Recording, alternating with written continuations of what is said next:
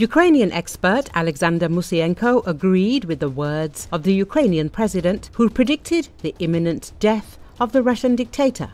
The military expert believes that the argument in favor of this assumption is the fact that Putin's predecessors lived on average less than him, and the health of the head of the Kremlin has long been failing, so it is quite possible that he will soon be gone. The political expert shared his thoughts on the processes that may soon begin in the Russian Federation. What will happen after Putin's death?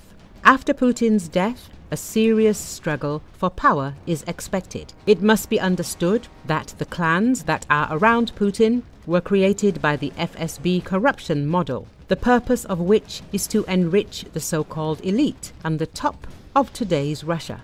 It is based on releasing its clans, that is, those who will be the most resilient and who will win the war should come to the top. Because after Putin, there will definitely be a serious struggle for his place for the management of Russia. And there will be a war that will show who will continue to lead Russia. This is what they are still very afraid of. They will have a struggle, as it was in the USSR. If there is no struggle, then there will be no stagnation, as in the Brezhnev era, which will lead to processes in the future. And for us, for Ukraine, this means that we can get a certain window of opportunity. This window of opportunity will most likely be short-lived, and we should not expect that it will immediately lead to the collapse of Russia. I would like to believe in this, but perhaps it will not happen, explained Alexander Musienko. Musienko explained what kind of response to the ceasefire proposal was expected from Putin. Zelensky called on Trump that there should be no buts and Russia should unconditionally agree to a ceasefire.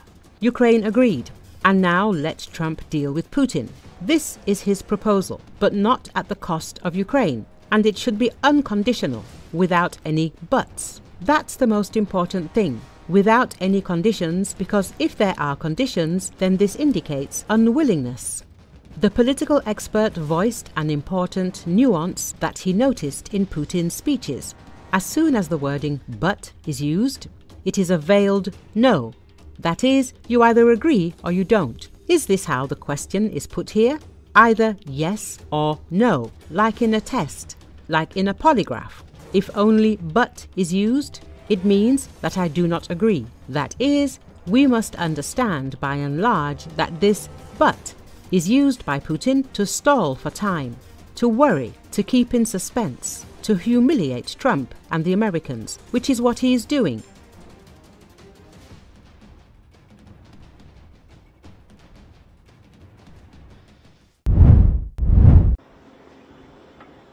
Israel has launched an attack on the Lebanese capital Beirut for the first time since a ceasefire ended the latest Israel-Hezbollah war in November. Reporters of the Associated Press heard a large boom, and video on Friday showed smoke rising from the area that Israel's military had vowed to strike. It was the first strike on Beirut since a ceasefire took hold on November 27, 2024, between Israel and the Hezbollah militant group, although Israel has struck targets in southern Lebanon almost daily since then. The strike came shortly after Israel's army urgently warned people to evacuate parts of a Beirut suburb on Friday as it vowed to retaliate against strikes which it said were launched from Lebanon into northern Israel. Hezbollah denied firing the rockets at northern Israel, and accused Israel of seeking a pretext to continue attacking Lebanon. Lebanon's government ordered all schools and universities in Beirut's southern suburb of Hadith to close for the day. In some parts of the southern suburbs, shooting could be heard, warning people to leave their homes, and many residents were seen fleeing the area in cars and on foot.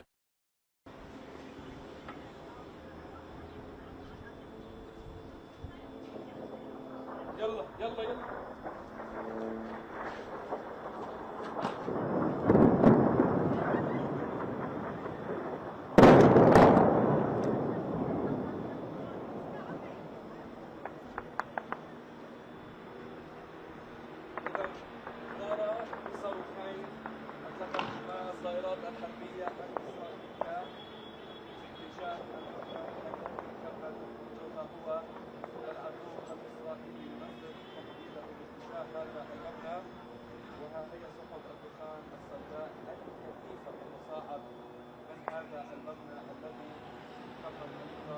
عليك.